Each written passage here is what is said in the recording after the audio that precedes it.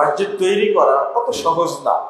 আপনারা যেটা বুঝতে পেরেছেন, এই যে বর্তমানে এখন এই সপ্তাহটার মধ্যে যে ঘটনা ঘটছে, পাবনা সুজানগর একটা থানা আছে না, একেবারে প্রপারে একটা মসজিদের জমি দেওয়া হয়েছে, মসজিদ তৈরি করা শুরু হয়েছে, উপরে শুধু 3 দিলে সালাত পড়া যাবে। বাংলাদেশের প্রত্যেক জেলায় একটা ইমাম পরিষদ আছে না, আর একটা আছে উলামা পরিষদ। আপনারাই বলেন এদেরকে ইমাম বলবেন না উলামা বলবেন? এরা মসজিদটা তৈরি করতে বাধা দিয়েছে।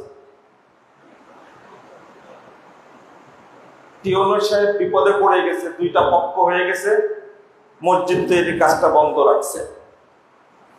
যদি এখানে মন্দির হতো বাধা দিত, যদি সিনেমা হল হতো বাধা দিত।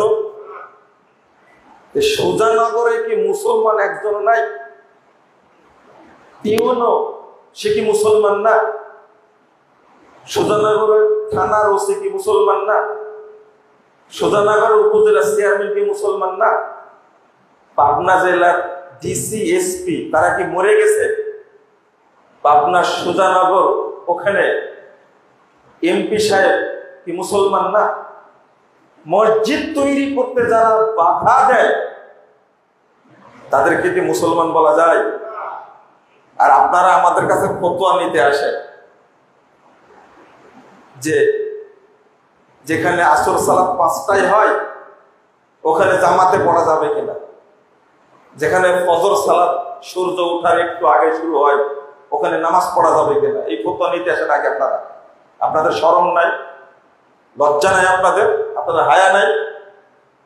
যারা আহলে হাদিসদেরকে মুসলমানই মনে করে না, যারা আহলে হাদিসদের মসজিদ পুড়ে দেয়, যারা আহলে হাদিসের মসজিদ ভেঙে দেয়, যারা আহলে হাদিসের মসজিদকে তালা দেয়, তাদের পিছনে কি নামাজ হবে? ফতোয়া নিতে আসেন কেন? আপনার লজ্জা নাই, শরম নাই, হায়া নাই? সারা বাংলাদেশে যেখানে আহলে হাদিস মসজিদ, সালাফ আকীদার মসজিদ তৈরি হতে যায়, ওই জায়গাতে মসজিদ বন্ধ করে দেওয়া, পুড়িয়ে দেওয়া। এই নারায়ণগঞ্জের সোনারগাঁ কিছুদিন আগে একটা মসজিদ যেভাবে ভাঙছে দেখেননি আপনারা? আল্লাহর ঘর এটা। আপনার অন্তরে ব্যথা না লাগলেও আমার অন্তরে লাগে। মসজিদ ভাঙবে কেন? আমি আমার জমিতে টয়লেট যদি করি, টয়লেট ভাঙবে কেন? ওকে কে অধিকার দিয়েছে? আমি এই দেশের নাগরিক না? আশ্চর্য, হতবাক। মদ খাই, গাঁজা খাই, সন্ত্রাসী মসজিদে আসতে নিষেধ করে না। যখনই মসজিদে আসে রফুল আয়দান করে, আমিন জোরে বলে, তখন বলে মসজিদে নামাজ পড়তে আসো না, বলে না?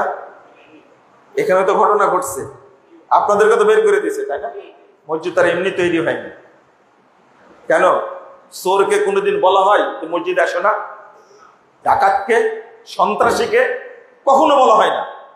কিন্তু একজন লোক নামাজ পড়তে গেছে, তার অপরাধ বুকে হাত পাচ্ছে, তার অপরাধ রফুল আয়দান করছে, জোরে আমিন বলেছে।